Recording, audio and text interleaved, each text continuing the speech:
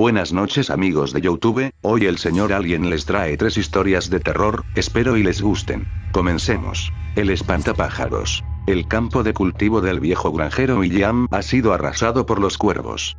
Con ojos inyectados de ira observa la parvada volar después de atragantarse con los frutos de su cosecha. Entre graznidos secos y cavernosos se alejan volando, asemejan burla y risas en sus crasitares. El plumaje de las aves pinta la tarde de negro, algunas plumas caen sobre la humanidad del anciano. Observa cómo su esfuerzo fue devorado por una pandilla de cuervos, dejando como recuerdo un triste desastre en sus sembradíos. La vena de su frente se exalta demostrando cólera. William da la media vuelta y entra a casa pensando en la solución más básica. Un espantapájaros. Viste una cruz de madera con ropas viejas de su armario, utiliza guantes de trabajo para coserlas en los puños y botas industriales para formar sus pies. Para su cabeza utiliza un saco de yute, lo hace rellenar con bolsas de plástico y paja. Sobre la superficie de la tela, empieza a cortar los que serán las cavidades oculares, así como la boca, que imita una sonrisa volteada, mostrando una mueca triste que luce perturbadora. William sale esa misma tarde con su creación al campo. En su andar observa el rostro del muñeco, fija su mirada en los oscuros huecos recortados de sus ojos mientras oye los chillidos lejanos de los cuervos. Coloca su creación en la mitad del campo de cultivo, aprecia por última vez su obra y se aleja con una sonrisa victoriosa, abriéndose paso entre el verde del sembradío. Levanta la mirada y observa a los cuervos volar por encima de él, yendo en dirección del espantapájaros, voltea su rostro y ve a los cuervos parados sobre los brazos extendidos del muñeco, mientras las aves más jóvenes devoran el resto de su sembradío. Con aspavientos y lamentos devuelve su andar para espantar a los devoradores de su cosecha. Largo. Gritaba el viejo. William defraudado regresa a casa con su muñeco bajo el brazo, los cuervos picotearon el rostro del espantapájaros, deshilachando las hechuras que daban forma a su cabeza. El granjero remueve la testa del cuerpo del espantajo, pensando en suplirla recuerda la calabaza recién recolectada. Con un cuchillo y suma delicadeza, recorta finos triángulos para dotar de ojos al fruto, así como una larga y dentada sonrisa. Coloca la calabaza entre los hombros del muñeco y se aleja un par de pasos para apreciar su invención. Se siente aterrado de ver al espantapájaros. Esa misma noche se da a la tarea de clavar al muñeco en medio del campo de cultivo. Devuelve sus pasos de entre los sembradíos sintiéndose temeroso, siente que el muñeco cobra vida y sigue sus pisadas, gira rápidamente alumbrando con una linterna al espantajo. La figura sigue en su lugar, íngrima, con su alargado gesto. Solo el frío viento de la noche mecía las telas desgarradas de su vestimenta. William durmió mal esa noche, pesadillas abrumaban su descanso. Un enorme espantapájaros le perseguía por entre los campos de cosecha, garras afiladas salían de sus guantes, clavándolos sobre la humanidad del granjero. Devorándolo de un solo bocado. El anciano despierta ante el graznido de un cuervo, recuerda su nueva obra para espantar aves y salta de la cama para observar desde su ventana. Abre las cortinas y la luz cegadora del día rompe la obscuridad del cuarto. Acostumbra su vista al reflejo matutino y puede focalizar a su espantapájaros, su cabeza destrozada de calabaza es el desayuno de un grupo de cuervos.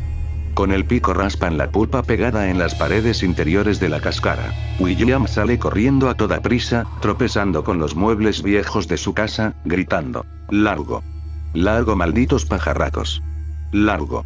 El viejo entre sollozos y lágrimas de impotencia resuelve otra solución para su espantapájaros. Él mismo crearía su cabeza con barro. Sus manos moldeaban un cráneo hueco y deforme, perforaba 2 orificios enormes que simulaban ser unos ojos profundos y vacíos, su boca estirada no demostraba ninguna emoción, mostraba apenas estar entreabierta, en la parte alta de la cabeza dejaba un hueco que le daba el aspecto de ser un jarrón mal hecho con rostro desfigurado. El granjero colocaba la testa terminada sobre su mesa de comedor, acercó una silla y permaneció varios minutos observando el rostro monstruoso de su creación, se perdía en las oscuras cavidades oculares de su espantapájaros, imaginaba ruidos que provenían de su boca larga y semiabierta.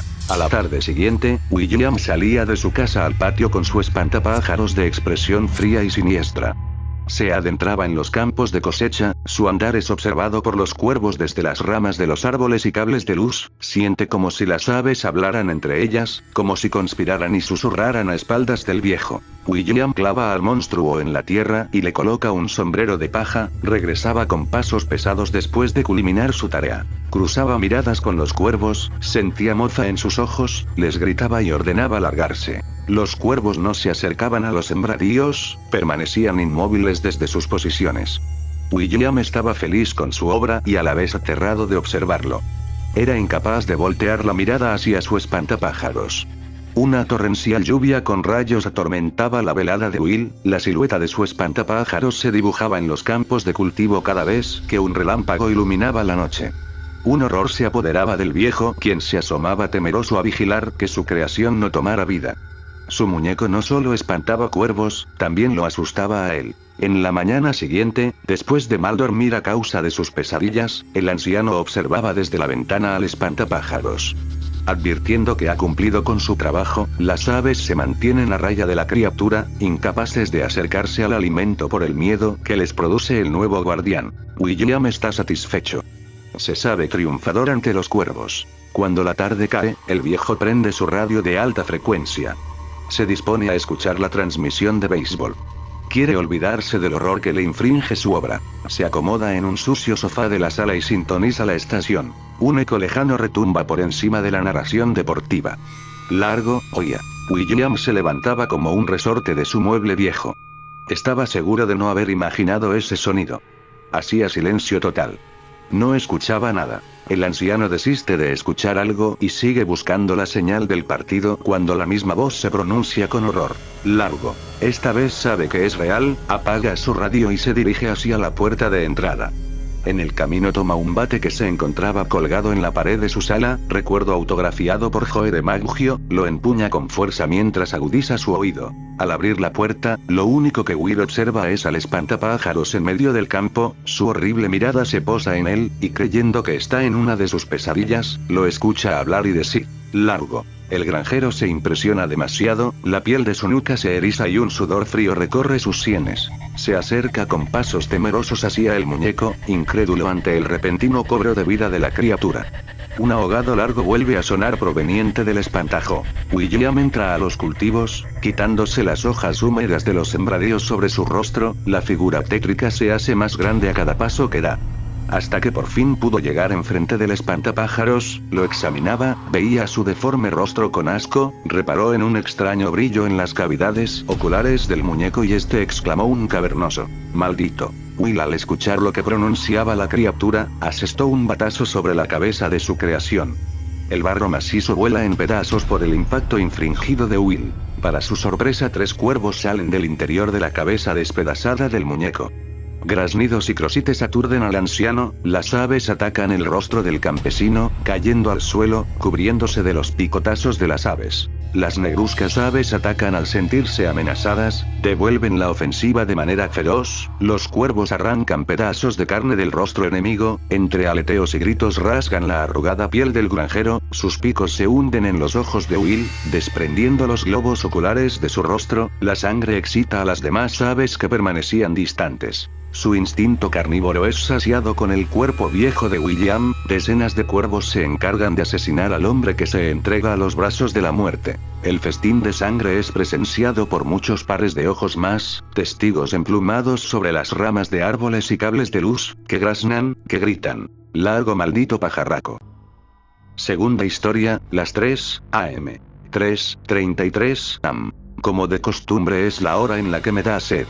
Cojo camino a la cocina como es costumbre, de repente siento una mirada muy pesada, intento no voltear. Miro de reojo, noto la presencia de un pequeño niño, enseguida apago las luces y me dirijo a mi habitación como si nada pasara. 4:23 am en mi habitación. En mi cama no consigo dormir de pensar si lo que vi fue real. Tengo la angustia de querer regresar, pero al mismo tiempo siento el miedo de que eso sí pueda ser real. Al día siguiente, miércoles 24 de agosto del 2015, 9 p.m. termino de hacer la tarea, preparo mis cosas para ir a dormir, agarro una botella y la lleno de agua para no regresar al lugar de los hechos. 3 a.m. comienzo a sentir mucho calor, tomo agua y se terminó. Dieron las 3:33 a.m. y volví a sentir mucha sed. Tomé el valor de dirigirme a la cocina, tomé una jarra y la llené de agua. Al dar vuelta para dirigirme a mi habitación, noté como la luz de mi cuarto se apagaba. Volví a sentir esa mirada, pero esta vez más intensa. No quise voltear, en eso escuché que alguien se dirigía hacia mí. Me percaté que la luz de mi habitación volvía a encenderse. Cuando eso sucedió, yo volteé y noté que se trataba de nuevo de ese pequeño niño. Intenté mirarlo fijamente a los ojos,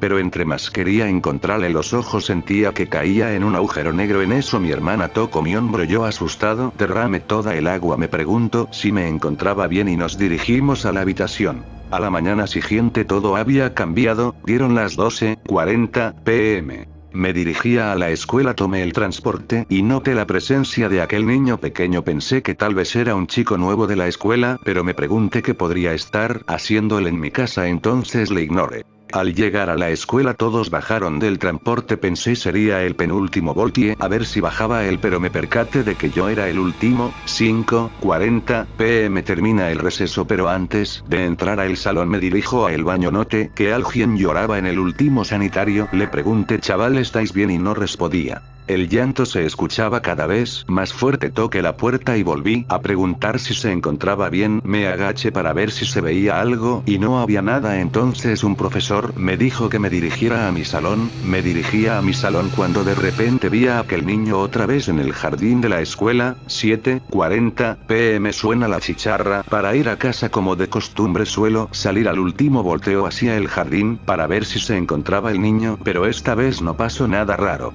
Sábado 27 de agosto del 2015, 5 p.m. los amigos del colegio organizaron una reunión. En la reunión yo me dirigía hacia la habitación de mi amigo. Cuando me percaté que en la reunión se encontraba ese niño, me dirigí hacia él muy lentamente. Me acerqué hacia él, intenté mirarlo a los ojos, pero él me evadía. Le pregunté su nombre, a lo que él respondió: me llamo Jesús, pero mis amigos me dicen Ojos. Terminó la reunión. 10 p.m. me dirijo a mi casa, paso por el parque de la ciudad. Para cortar camino me voy por el jardín. De repente tropecé con algo, me sobé la rodilla, volteé y era una cruz blanca que decía: descanse en paz Jesús, alias el Ojos. En esa cruz había una foto y no había ninguna duda, era el niño que aparecía en el jardín.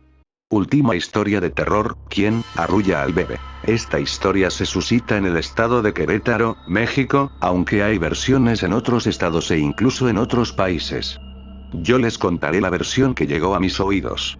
Era una joven pareja, Roberto y Marisela recién acababan de contraer nupcias. Los dos enamorados y recién casados buscaban dónde comprar su vivienda. Ya habían visto algunas opciones, pero por falta de presupuesto o cercanía con su lugar de trabajo o algún desperfecto en el lugar, no se convencían por ninguno. Hasta que uno de sus vecinos del lugar donde rentaban por el momento, les comentó de una casa muy cerca de su lugar actual de residencia. La casa era grande, hermosa, de 2 pisos, con un gran jardín en el patio trasero, en el que había un hermoso rosal, que pese al abandono y paso de los años, parecía como si alguien lo cuidase con total esmero. La casa era de un familiar del vecino que había fallecido un par de años atrás, pero sin dar más detalles del por qué o cómo, mencionó que la había heredado y que planeaba venderla. El precio era casi regalado y aparte sumando el descuento que le hizo a la joven pareja por el aprecio generado en el tiempo de vecinos.